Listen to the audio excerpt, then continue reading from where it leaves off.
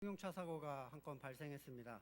사망자가 4명, 중상 1명의 이 사고는 고등학생 2에 중학생 3명이 여행을 가려고 시도했던 일에서 비롯된 그 비극이었는데, 운전을 얼마나 쉽게 생각했으면 요즘엔 엑셀 밟으면 가고 브레이크 밟으면 서고 무슨 범퍼카처럼 아마 생각을 한 것 같아요. 감당할 수 없는 큰 계획을 하는 사람들이 있습니다. 사실 세상에 속한 모든 사람들이 다 그렇습니다. 우리 중에 누가 하나의 국가를 세우려고 한 적이 있습니까? 세계 평화나 또는 대통령이나 세계 최고의 부자를 꿈꾸시는 분이 계십니까? 우리들의 꿈은 아주 작고 소소한 것들 아닙니까?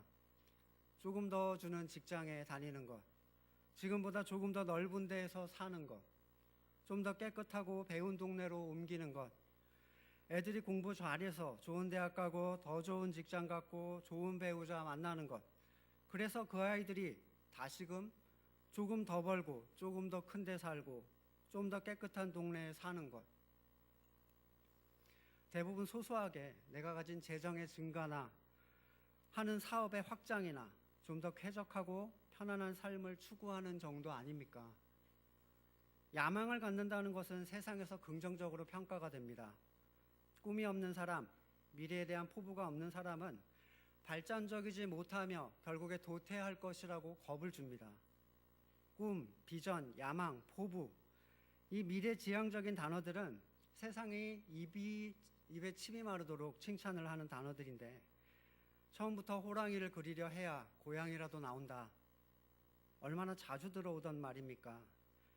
꿈이 크면 꿈이 없거나 작은 사람보다 많은 것을 이룰 수 있다고 생각하는 것, 그것은 자신이 주인된 이 세대에 속한 방식입니다. 그리고 성도는 이 세대를 본받지 말아야 하는 사람들입니다. 성경은 우리가 흔히 긍정적으로 생각하는 미래에 대한 야망이나 포부를 전혀 긍정적으로 보지 않습니다.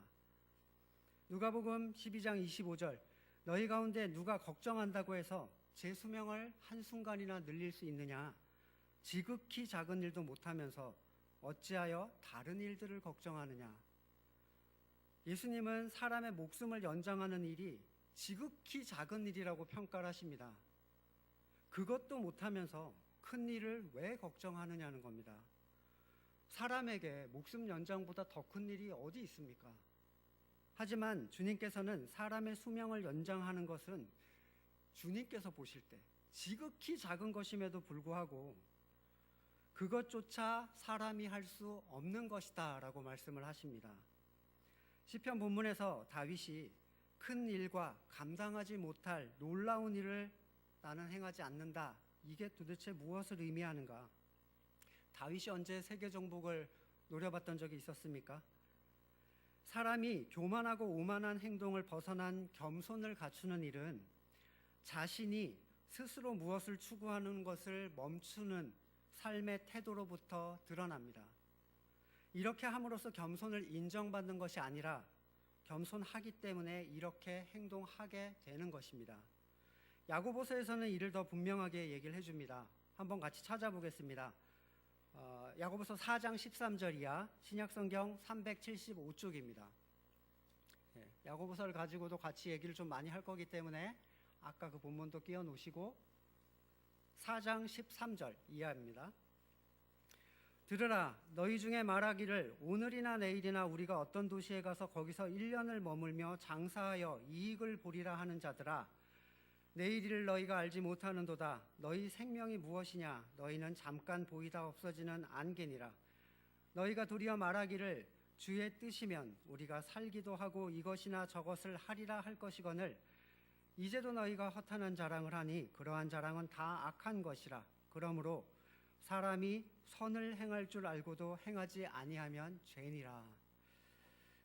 10년 후를 그린 것도 아니고 세계 최고의 거상이 되겠다고 한 것도 아니고, 장사하는 사람이 1년 후의 계획을 말하면서 세상 사람들이 흔히 하는 이익을 보겠다라는 생각을 품는 것이 그렇게 잘못된 일입니까? 열심히 무엇인가 해서 이렇게 저렇게 또 이렇게 해서 내가 그리는 꿈을 완성할 것이라고 계획하는 게 뭐가 잘못된 일입니까? 16절에서는 분명하게 이 생각에 대해서 너희가 허탄한 것을 자랑하니 그러한 자랑은 다 악한 것이다 라고 분명하게 못을 받고 있습니다. 사람들은 성경에서 무엇을 듣고 자신이 그것을 받아들이고 싶지 않으면 흑백 논리로 성경을 논박하려고 하는 성향이 있습니다. 이렇게 얘기합니다. 그러면 꿈도 미래도 없이 살라는 말이냐? 하루하루 그냥 닥치는 대로 살란 말인가? 아무 계획도 준비도 없이 그냥 던져진 채로 살란 말인가? 당연히 성경은 그걸 얘기하는 게 아닙니다. 세상의 가치관과 너무나도 어긋나 보이는 야고보서의 본문은 사실 성경 전체에서 우리에게 계속 얘기하고 있었던 바였습니다. 다만 우리가 그것을 받아들이려 하지 않을 뿐입니다. 꿈을 크게 가지면 최소한 원하는 것 비스무리하게도 얻게 된다는 그 세상의 관념, 때때로 그것이 그럴듯하게 들릴 때가 있습니다. 꿈을 가졌던 사람들의 성공 사례를 보면 그것이 마치 그가 꿈을 가져서 이룬 것처럼 보여질 때가 있습니다. 정말로 그렇다고 생각하십니까?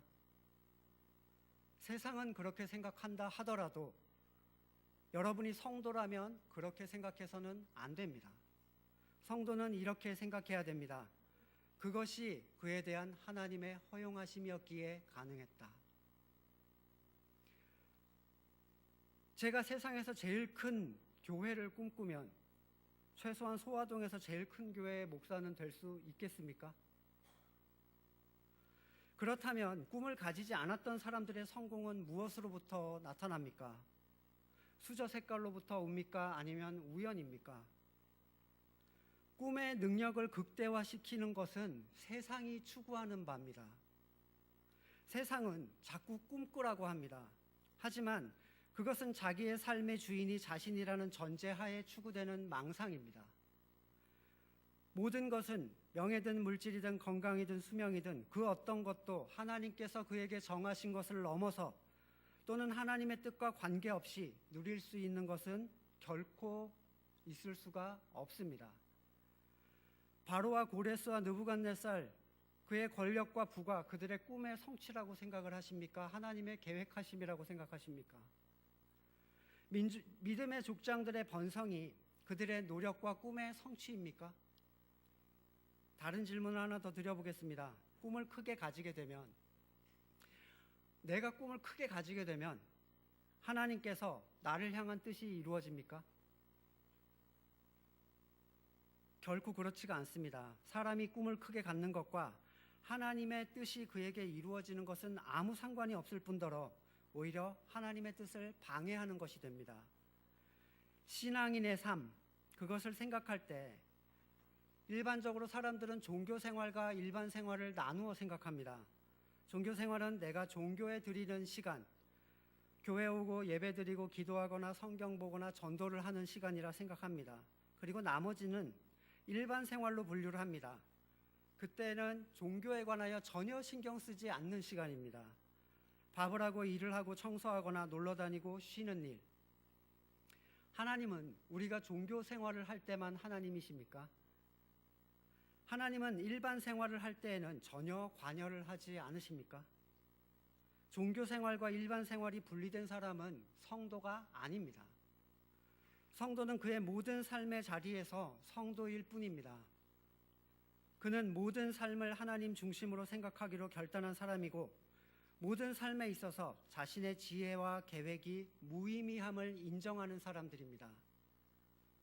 창세기 6장 5절 이하에 여호와께서 사람의 죄악이 세상에 가득함과 그의 마음으로 생각하는 모든 계획이 항상 악한 뿐임을 보시고, 사람들의 계획이 왜 항상 악하다고 하셨을까요? 예전의 사람들은 항상 살인, 방화, 강간, 전쟁, 불륜, 탈세, 사기, 폐륜 이런 것들만 계획을 했습니까? 그들 가운데는 성실하게 돈을 벌어 살아갈 계획을 가져본 사람이 없겠습니까? 지금은 어떻습니까? 세상에 속한 모든 사람들, 세상에 속한 그 사람들은 온갖 법적, 도덕적 부정을 계획하는 사람들입니까? 아닙니다. 그렇게 본문을 생각하시면 성경을 착각하신 겁니다. 사람들의 생각과 계획이 항상 악하였다는 것이 무엇인지 한번 생각해 보십시오. 사람은 진리에 속한 존재들이 아닙니다. 진리의 세계는 오직 하나님밖에 알지를 못합니다.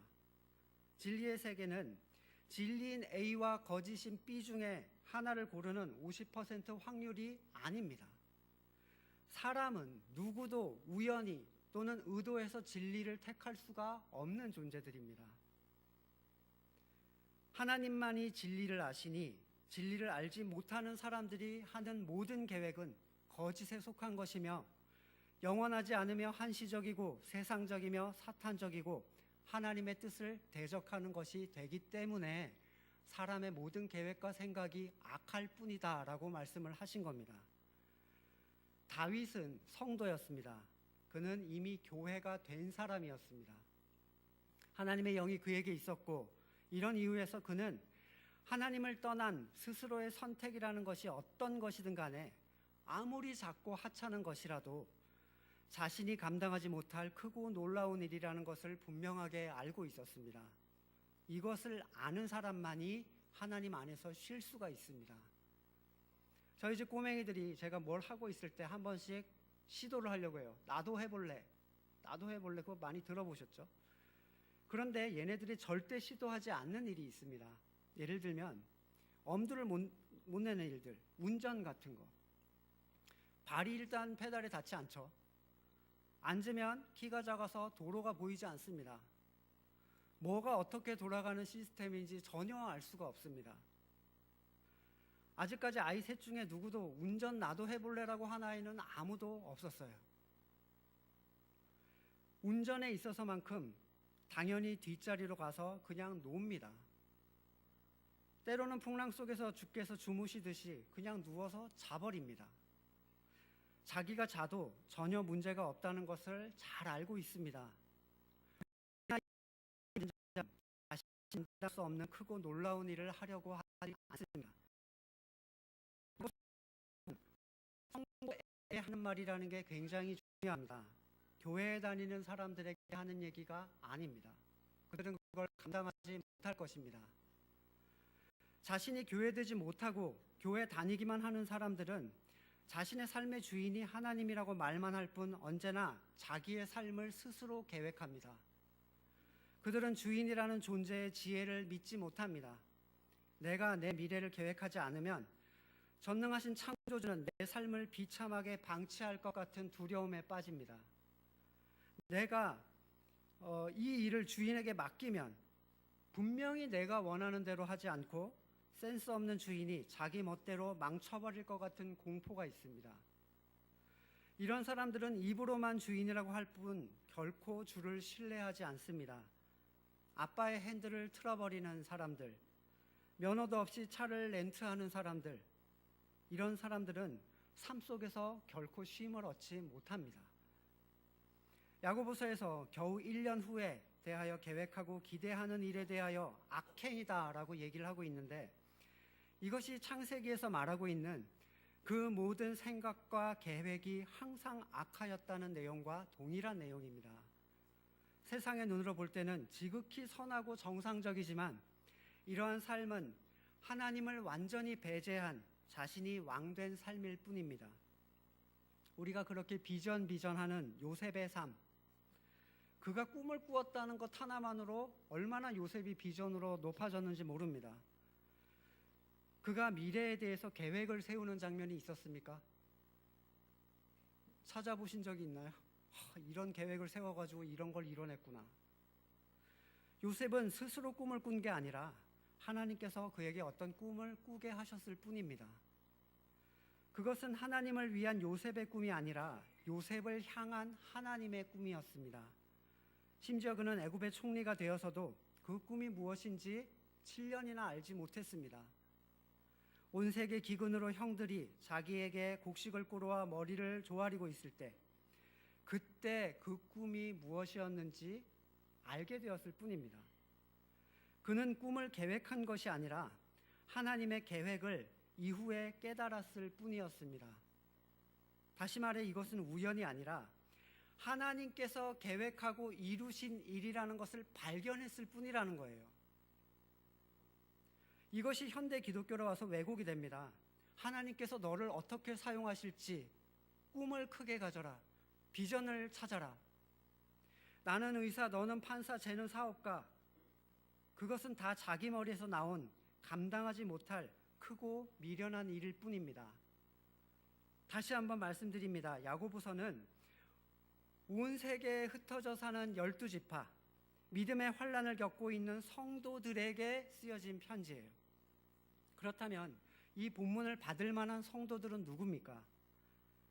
지극히 세상에서는 정상적이어 보이는 일이 하나님께는 악행으로 평가받는다는 것을 인정할 만한 사람들이 누굽니까? 자기의 완전한 무능, 자신으로부터는 어떠한 선도 나오지 못한다는 것을 인정하는 사람들입니다. 이 사람들은 자신의 일을 세상에 속한 사람들과 똑같이 스스로 계획하는 것이 젖을 땐 아이가 운전대를 잡으려는 것과 같다는 것을 세례를 통해서 고백한 사람들입니다. 젖된 아이가 할 줄 아는 게 뭐가 있습니까? 젖은 1년쯤 지나면 떼죠. 젖을 떼지 않은 아이의 특징이 무엇인 줄 아십니까? 얘네들은 기본 욕구만 채워주면 됩니다. 엄마가 하든 아빠가 하든 옆집 할머니가 하든 상관없어요. 배를 채워주고 재워주고 토닥토닥 트름 시켜주고 뚱기저기를 갈아주면 됩니다. 그런데 젖을 뗀 아이들은 다릅니다. 얘네는 낯을 가려요. 엄마가 아니면 누가 준다고 좋아하지 않습니다. 오히려 배가 조금 고파도 엄마가 눈에 꼭 보여야만 합니다. 엄마 목소리가 들리고 엄마 향기가 나면 그것처럼 평안한 게 없습니다. 모든 것을 채워줘도 다른 사람에게 가면 죽는다고 울어대는 존재들, 엄마의 존재 하나로 완전히 만족하는 존재들, 여호와는 나의 목자이기 때문에 부족함이 없다고 하는 존재들, 그것은 젖된 아기가 엄마의 사랑에 대하여 갖는 신뢰로부터 나타나는 현상입니다.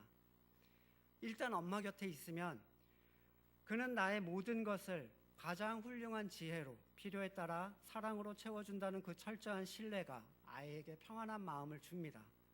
이것은 결코 세상이 주는 것과 같지 않습니다.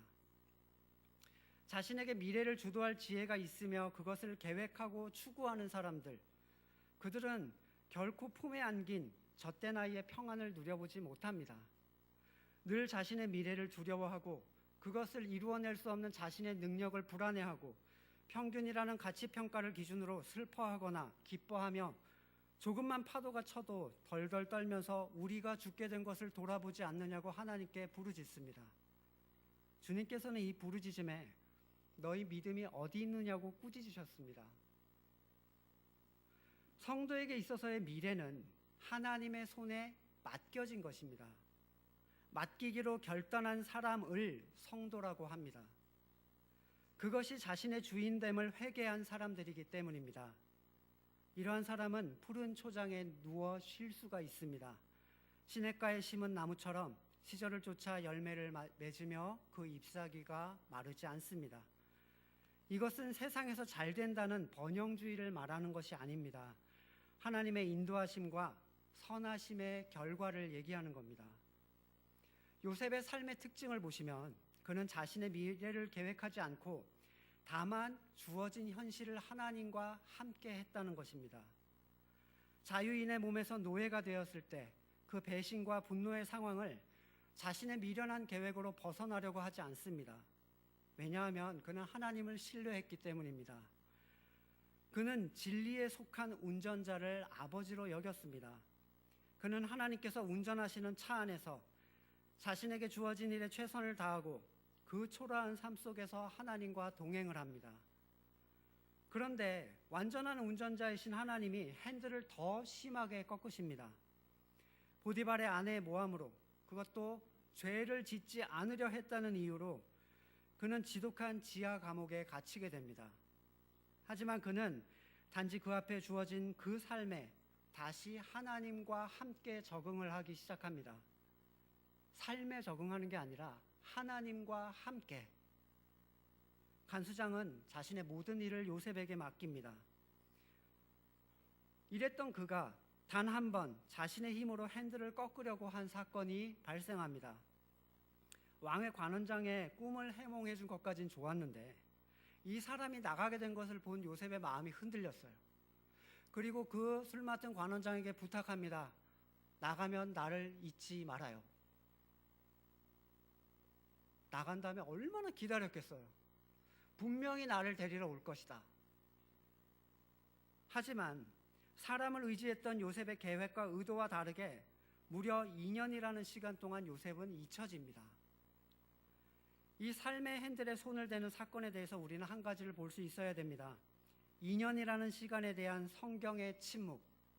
그 2년 동안 성경은 한 줄로 그냥 적어놨어요. 2년이 흘렀더라. 얘기할 가치가 없는 거예요. 그 짧은 얘기들은 엄청나게 길게 늘어놓는데 요셉이 삶을 틀었던 그 핸들의 사건, 그리고 2년을 줄여버립니다. 요셉이 형들에게 팔린 게 17세 또는 8세쯤이고 10여 년의 노예 생활을 합니다. 그렇다면 그가 3년 정도의 감옥 생활을 했는데 2년이라는 시간이 자기가 핸들 한번 꺾어보려다가 온 시간이라는 거예요. 이러한 침묵의 시간 속에서 요셉은 다시 하나님의 완전하심 그리고 자신의 무능함을 고백합니다. 그리고 그가 감옥에서 도움을 준 관원장에 대한 희망이 완전히 사라졌을 때 이제는 나를 부르러 오지 않을 것이다. 비로소 하나님은 바로에게 꿈을 꾸게 하십니다. 바로가 이 괴상한 꿈을 꾸지 않았더라면 관원장은 절대로 요셉을 떠올려주지 않았을 것입니다. 요셉이 나온 것은 그가 관원장에게 부탁을 했기 때문이 결코 아니라는 얘기입니다. 하나님은 택하신 자들에게 거친 운전의 방식을 보여주십니다. 왜냐하면 조금 흔들어줘야 얘가 하나님을 의지하고 있는지 아닌지가 드러나게 되기 때문이에요. 입으로는 하나님을 의지하겠다 또는 해야 한다라고 얘기합니다. 그리고 내려놓겠다라는 얘기를 합니다. 운전대에서 손을 잠깐 떼어봅니다. 그래서 자기가 원하는 방향대로 가면 맡기려 하지만 핸들이 조금이라도 돌아가는 것 같다 싶으면 다시 핸들을 붙잡습니다. 하나님은 사람한테 속는 분이 아닙니다. 하나님께서 자기의 자녀를 내던져 건지신 자들이 진짜 하나님을 신뢰하는지를 확인하시는 이유는 하나님이 그걸 확인하시기 위해서가 아니에요. 다만 우리가 스스로 속이고 있다는 것을 드러내주기 위함입니다. 이런 이유에서 하나님께 잘 보이려고 맡기는 척하지 마십시오. 하나님은 거짓말이라는 걸 다 알고 계십니다. 다만 우리 스스로가 모를 뿐입니다. 야고보는 스스로 감당치 못할 큰 일을 계획하는 악한 일에 대해서 17절 그러므로 사람이 선을 행할 줄 알고도 행하지 아니하면 죄다라는 얘기를 합니다. 이 본문이 한 구절만 뚝 떨어져 나오면 엉뚱한 방향으로 쓰입니다. 뭐 일이 있는데 너 할 줄 아는데 왜 안 해? 선을 행할 줄 아는데 안 하면 죄야. 이렇게 행위를 정죄하는 본문이 아니에요. 여러분이 신장을 2개 달고 있으면 죄가 됩니까? 하나는 기부할 수 있잖아요.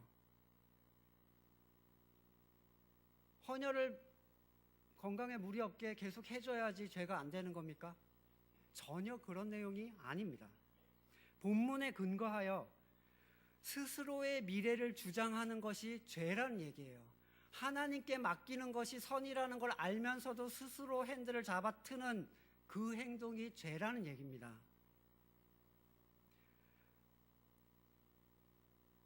너는 피아노를 칠 줄 아는데 피아노 봉사 안 하니까 죄다. 이렇게 본문이 사용될 수 없습니다. 이런 식으로 몰아가게 되면 여기 있는 누구든지 순식간에 죄인이 됩니다. 그리고 자신이 감당할 수 없는 짐을 머리 위로 지고 살게 될 것입니다. 하나님의 임재 연습이라는 책을 쓴 로렌스 형제 얘기는 이러한 하나님과의 현실에서 동행을 잘 보여주고 있습니다. 나이 50살에 전쟁에서 불구가 된 다리를 끌고 수도원에 들어간 그는 성직자가 되는데 필요한 교육을 받지 못해서 평생을 평수사로 지내면서 설거지를 비롯한 부엌일, 청소, 샌들을 수선하는 일을 하면서 하나님의 임재를 체험을 합니다. 그래서 그는 부활의 로렌스 또는 주방의 성자라고 불리기도 하는데요. 그의 기도의 한 구절이 이렇습니다. 모든 냄비와 솥과 주방 도구의 주인 되시는 하나님, 저로 하여금 식사 준비와 설거지를 통해 성자의 모습이 되어가도록 저를 빚어주소서. 마르다의 삶을 살면서도 마리아가 된 것입니다. 그에게 자신의 초라한 삶 속에서 행한 하나님의 임재 연습은 그를 그리스도의 완전함에 이르게 하는 가장 쉬운 지름길이었고, 덕행을 담아내는 틀이자 선한 삶 그 자체였으며 죄로부터 막아주는 든든한 방패가 됩니다. 로렌스 형제는 자신을 필요로 하는 모든 일을 하나하나 해나가면서 일을 하기 전과 후에 틈날 때마다 언제든지 기도를 드렸고, 어떤 일이든 시작하기에 앞서서 마치 어린아이처럼 하나님께 기도를 합니다. 일을 하는 동안에도 하나님과 계속 대화를 해나갔고, 보잘것없지만 섬김의 행실을 그분께 바치고 싶어서 한결같이 도우시는 그분의 은혜를 간구합니다. 일을 끝냈을 때는 임무를 잘 수행했는지 살핀 다음에 제대로 해냈으면 감사 기도를 드렸고, 하지 못했으면 용서를 구했다고 합니다. 골로새서 3장 23절, 무슨 일을 하든지 마음을 다하여 주께 하듯 하고 사람에게 하듯 하지 말라. 이것이 하나님께서 성도된 자들에게 원하시는 실제예요. 삶의 실제. 성도는 어디에서나 하나님을 만날 수 있고 하나님의 거룩한 뜻을 이룰 수 있습니다. 여러분이 스스로 핸들을 잡고 방향을 정하여 돌리기 시작하시면 여러분은 여러분이 원하는 곳으로 움직이는 것처럼 보일 수가 있겠죠. 하지만 결코 그렇게 진행되지 않는다는 것은 여러분 스스로가 가장 잘 알고 있습니다. 여러분 스스로 핸들을 잡는 순간 지금이라는 현실은 하나님께서 주신 자리가 아니라 벗어나야 할 비참함이 됩니다. 미래를 꿈꾸며 그리는 여러분의 그림들은 지금 처한 여러분의 현실을 쓰레기처럼 만들게 될 것입니다. 로또에 당첨된 상상, 더 많은 돈, 더 좋은 건강, 더 많은 즐거움과 행복들, 그 가질 수 없는 허상을 따라서 정작 여러분에게 주어진 소중한 현실은 외면하게 됩니다. 물질이 없는 것이 성도에게 그렇게 큰 일입니까? 명예가 그렇게 중요합니까? 공부 잘하는 아이, 성공한 자녀가 그렇게 중요합니까? 그것을 가진 성도라는 사람들은 왜 그것을 그렇게 자랑하며 그것이 없는 성도라는 사람들은 왜 그렇게 우울해합니까? 지금 있는 삶 그 자체로를 사랑할 수 있기를 바랍니다. 사람은 잠깐 보이다 없어지는 안개이기 때문이에요. 우리에게는 내일이 오지 않을 수 있습니다. 성도에게는 지금 이 순간이 전부예요. 때로는 속을 썩이고 있는 그 아이를 하나님과의 관계에서 회복해 나가는 배움의 자리라는 게 있습니다. 때로는 지금 불편하고 초라한 삶 속에서 하나님과의 관계를 통한 비슷한 환경에 있는 사람들에게 흘러보내실 것들이 있어요. 때로는 지금 나약한 육체를 통해서 하나님께서 나를 알리시고 만나게 하실 사람들과 드러내시기를 원하는 소중한 일들이라는 게 있습니다. 현재의 가치라는 것은 로또를 꿈꾸는 것 같은 내가 계획한 미래의 가치와는 절대로 비교할 수가 없습니다. 현재는 밟고 지나가야 될 징검다리가 아니라 우리의 삶을 가장 밑에서 받쳐주는 주춧돌입니다. 하나님과의 현재가 없는 사람은 결코 하나님과의 미래도 없을 것입니다. 야망을 갖지 않고 꿈을 갖지 않은 채 살아가면, 그렇게 하루하루를 하나님 앞에서 살아가면 그는 낙오자가 되거나 또는 삶의 의욕이 없는 패배자로 살아가게 될 것이라고 생각을 하십니까? 성도가 아니시라면 그렇게 생각하셔도 됩니다. 그렇게 생각하시는 분들은 열심히 자기의 운전대를 잡고 운전을 해 나가십시오. 하지만 스스로를 성도라고 생각하면서 하나님께서 여러분을 만들어가기 위해 핸들을 꺾으시는 것에 대하여 왜 신뢰하지 못합니까? 하나님의 주권, 하나님의 지혜, 그분의 사랑과 능력, 이것을 믿는다는 사람이 왜 그분의 미래에 대한 계획을 두려워합니까? 내가 원하는 대로 되지 않을까 봐 아닙니까? 내가 원하는 대로가 하나님께서 내게 이루시고자 하는 것보다 가치가 없다고 생각하신다면 그 사람을 어떻게 성도라고 얘기할 수가 있습니까? 감당하지 못할 큰 일과 놀라운 일을 하려고 힘쓰지 않는다면 여러분들은 참된 평안을 얻게 되실 것입니다. 무슨 계획들을 가지고 계신가요? 1년 후에는 이렇게 할 것이다. 어떤 미래를 꿈꾸십니까? 그리고 여러분의 현실은 어떤 대접을 받고 있습니까? 하나님과 동행하는 그 놀라운 가치의 자리를 어떻게 감당하고 계십니까? 지금 주어진 현실을 하나님과 동행하며 미래를 그분께 맡길 때 이끌어 가시는 하나님의 능력을 보는 것처럼 즐거운 일은 없습니다. 내가 상상하지 못한 풍경들이 내 눈앞에 펼쳐지고 전혀 기대하지 못했던 아름다운 사람들과 만나게 될 것이며 결코 맛보지 못한 참된 가치의 일을 하게 되는 자신을 발견하게 될 것입니다. 그것이 요셉의 삶이었어요. 이 풍경이 주님의 세계이고 이것은 오직 그 차에 타고 있는 사람만이 볼 수 있는 말로 표현할 수 없는 아름다움입니다. 부모에게 자녀로 취급받지도 못했던 막내 다윗에게 맡겨진 양들은 작고 병약한 것들이었습니다. 그런데 그는 그렇게 하잘것없는 새끼 양들을 위해서 사자와 곰을 따라가서 수염을 잡고 그것을 쳐 죽여 잃은 것을 찾아왔습니다. 왜 세상이 가치 없다 하는 것을 위해 목숨을 걸고 싸웠을까? 그가 형들처럼 대우받기 위해 기도했습니까? 왕의 자리를 감당할 수 있는 사람이 되달라고 기도했습니까? 그는 왜 많은 사람이 벗어나고자 하는 초라한 주부의 자리, 부족한 봉급의 자리, 연약한 육신의 자리, 남이 무시하고 천대하는 가치의 자리를 목숨을 걸고 지켰는가? 그것이 하나님께서 그에게 주신 자리였기 때문입니다. 여러분 그럴 생각이 있으신가요? 하나님께서 여러분의 영혼을 구원하시는 그 성취, 그것이면 이 세상은 된 거 아닙니까? 그 일을 통해 또 다른 한 영혼을 구원하시는 하나님의 계획, 그것은 세상의 눈으로 볼 때는 지루하고 비참한 삶으로 보여질 수도 있습니다. 하지만 하나님께서 운전하시는 차에 탄 성도는 절대로 그렇게 생각들지 않습니다. 내가 하나님의 말을 잘 들으면 세상에서 어떤 자리에 가게 될까? 이런 허황된 꿈은 찢어버리십시오. 성도는 이미 하나님의 꿈이 자기에게 이루어진 사람들이기 때문입니다. 그들에게 삶의 자리는 단지 하나님께서부터 우리에게 주어주신 소명의 자리입니다. 고린도전서 7장 20절, 각 사람은 부르심을 받은 그대로 지내라. 네가 종으로 있을 때 부르심을 받았느냐 염려하지 말아라. 그러나 자유롭게 될 수 있거든 그것을 이용하라. 감옥과 같은 삶을 살고 계십니까? 여러분이 성도라면 현실을 벗어나고자 하는 미래에 속한 모든 그림을 다 찢어버리십시오. 지금의 삶 속에서 함께 하시고자 하시는 하나님을 찾아가십시오. 그리고 그분과 함께 현재를 누리십시오. 하나님의 인도하심 속에 때를 따라 열매를 맺으며 풍성함을 누려야 합니다.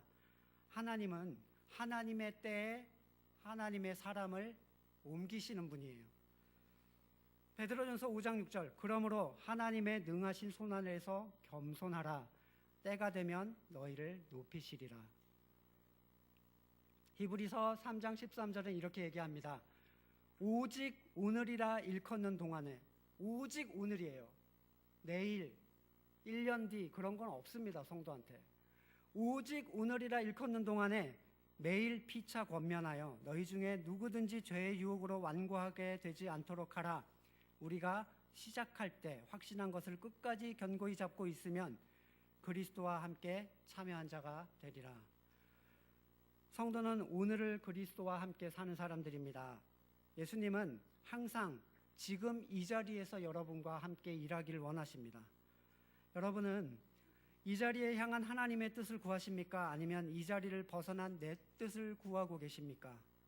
지금껏 소홀했고 탈출해야 할 초라한 현실 속에서 하나님은 자신을 신뢰하는 자들에게 감추어져 있던 놀라운 가치를 드러내실 것입니다. 같이 기도하겠습니다. 하나님